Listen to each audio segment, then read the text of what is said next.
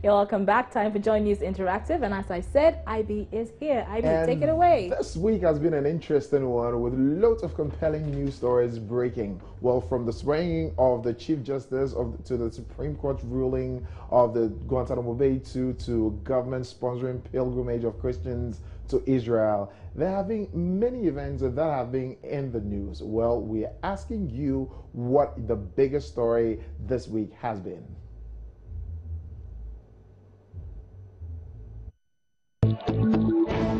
The appointment of our new Chief Justice, Madam Sophia.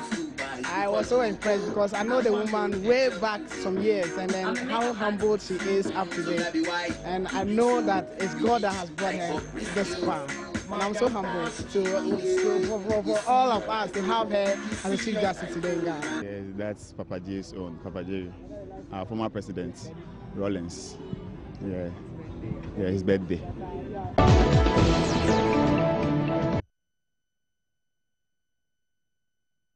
Okay, so let's go to Facebook and read some of the comments. Darba. Well, yeah, Prince Nuruddin Baumia says, the Supreme Court ruling on Gitmo 2, the 70th anniversary of the birthday of former President Jerry Rawlings, the toll tax issues, the president's stance on lawlessness in the country, especially the MC Bruhaha and Savelugu. Those are the issues on your mind that dominated this week.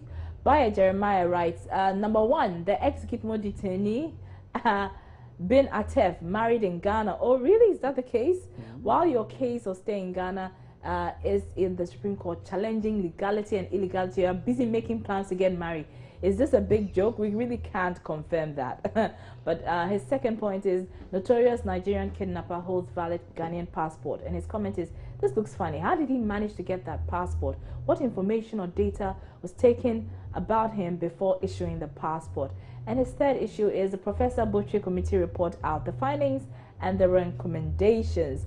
Also, Kofi Sam Klinsman says, but come to think of it, where are these Gitmo 2 guys? Where do they live? Have they trained any apprenticeship? Are they not staying in the house of the one who brought them? In fact, Trump says he can't contain some Ghanaians, so let's send these guys to the White House. Riyadh. Okay, so much for Ghana. Let's go all the way to Tanzania, and the Tanzanian president, John Magufuli, has declared that all teenage girls who fall pregnant will not be allowed to re-enroll in the high school after delivering their children. Well, President Magufuli said the young women will disrupt the class by saying they want to go breastfeed your babies. What is your take on this? I really think it's, unfair, really unfair, because, we have rights as human beings, and the fact that she's pregnant doesn't make her less of a human being.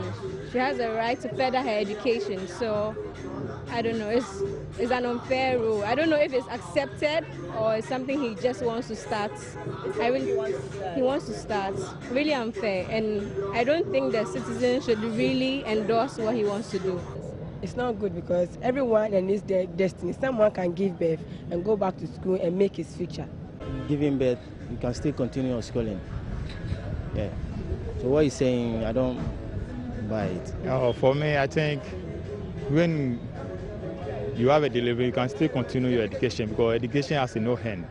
So once you have delivered a nice baby, you can still continue. After a while, when the baby grows, then you can continue your education. It shouldn't be so.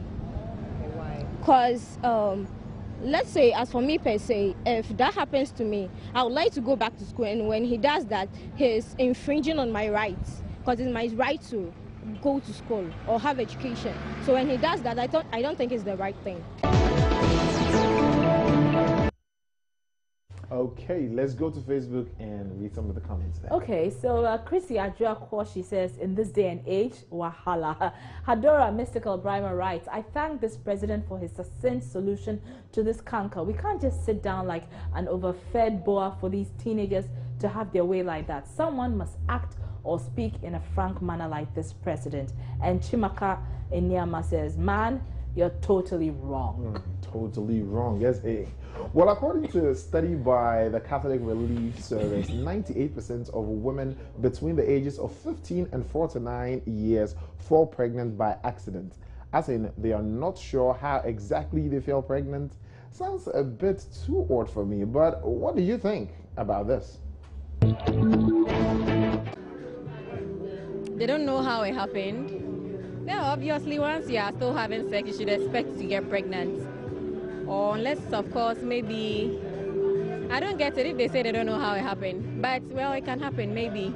No, I think it's not an accident because when you fall pregnant, it's a more likely, how do we call it? It's a blessing from God. So I think you should even give praises to God for being pregnant. Well, it's not an accident. It's just ignorance. As a teenager, you should know more about sex. And you should know the consequences that leads to unprotected sex. So when you get involved and then it turns out that you are pregnant, it's just, you let me just say, you don't have the idea.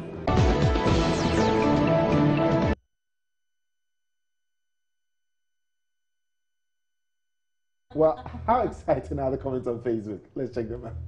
Well, Hadora Mystical Brahma says, look at this tomfoolery. How could you? Pregnancy by accident indeed. If something doesn't enter somewhere, would there be any catching of ball? So that's a question by Hadora. Ishmael Hall says, this so-called study baffles me a lot. Upon the loud noise they make on bed, they still call it accident? Very fun. And Frederick Enhianwoku Akomeng JC says, which are all lies. You have it raw and then you say you got pregnant by accident. Hear yourself. And Nasir Hassan Yaima says, accident like how? Was she unconscious during the act, or she never knew ladies got pregnant through the act? So those are some of the questions. Exciting comments there. Well.